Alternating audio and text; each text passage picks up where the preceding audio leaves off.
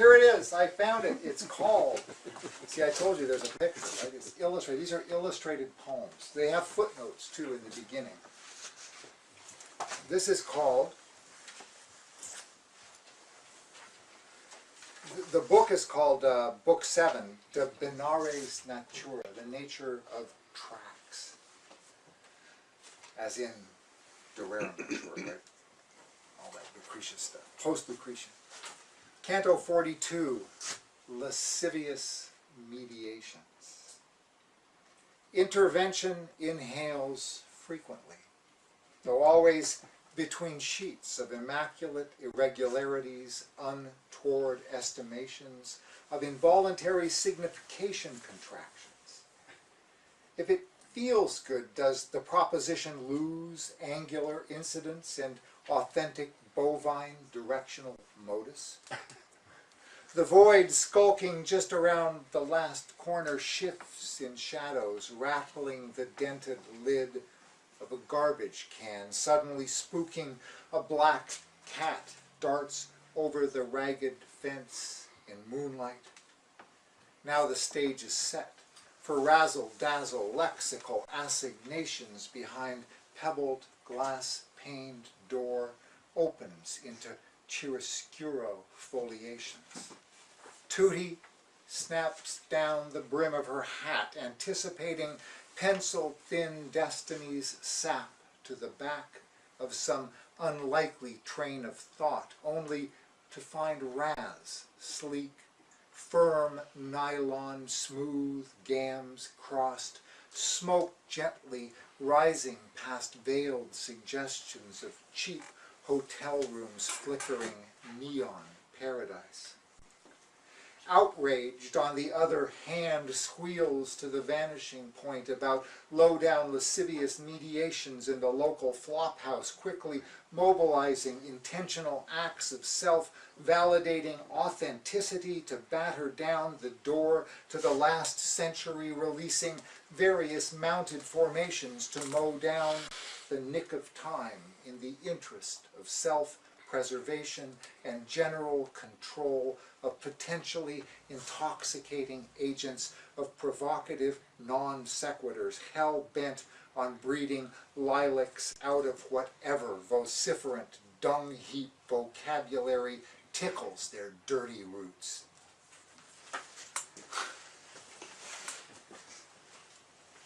Thanks. Want to do something together? This is, okay, I'll give you a choice. I get to pick? You get to pick a poem. Okay. This is Book 10, Unanticipated Rest Stop. So we went down into hell and we came out. You can see all that stuff because it all got blunted out.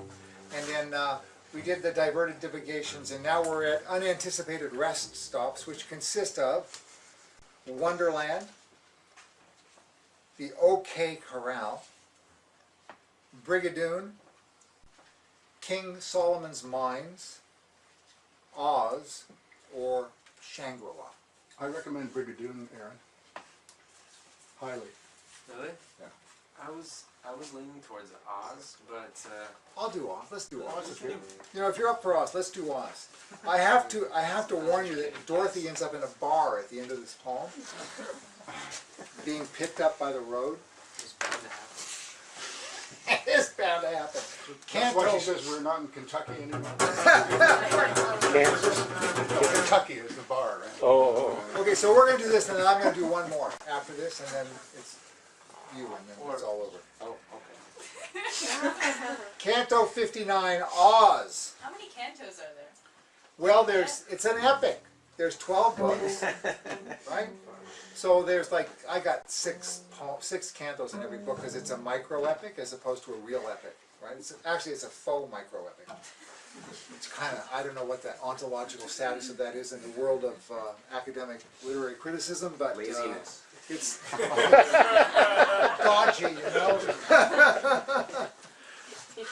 Al Purdy never would have written one of these. Canto, and Di Brandt, forget Di Brandt. Oh, Victor forgot to tell you that this is the initial performance of the coalition of Dada poets who have been formed to resist the Canada Council's attempt to make Di Brandt the judge of all poetry.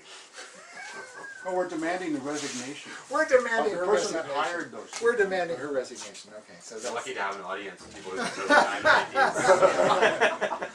Canto 59, Oz. Unprecedented phonemic affairs with filing cabinet alphabet incursions often constitute yellow brick excursions into lexical utopian phantasmagoria's open code. If the wizards have all gone home,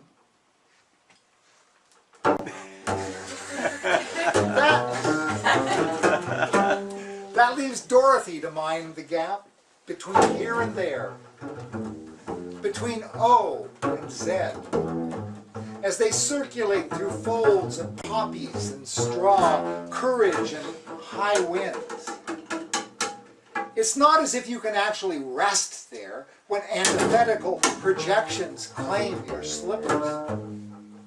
Worse, you may not even know you are there when they come for you, dropping out of a sky given over to a tumult of indistinguishable darknesses.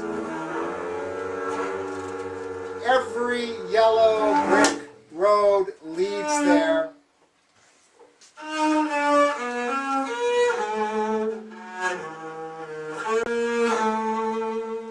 Companions have been known to lurk in the woods, and when they find you, even uneven deficiencies render unprecedented phonemes into occasions for finding avenues of escape from the rigorous imposition of illusory interpretations.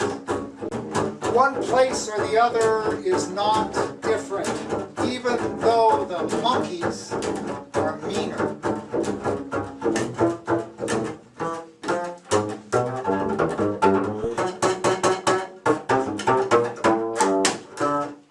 Compensations render virtual precipitates equal to angle of shuffled letters transformation into world's smoke and mirror chorus behind indigenous screens. Lurking superfluity in folds of same proves indifferent is less than it seems, a real magic, snatching the world while you sleep and leaving something cold to greet you when you open your eyes to the dawn. Then there's no place like that bar in the Emerald City Dorothy once frequented, a hangout for tornado victims and unemployed monkeys. To remedy the lack of a wizard right when you need one to pull the wool over eyes unaccustomed to radical breaches in successful distinction between here and there. Companions waver, resembling unstable serendipities, inability to fulfill promised yellow brick terminations, leaving the road, belly up to the bar, trying to catch Dorothy's eye.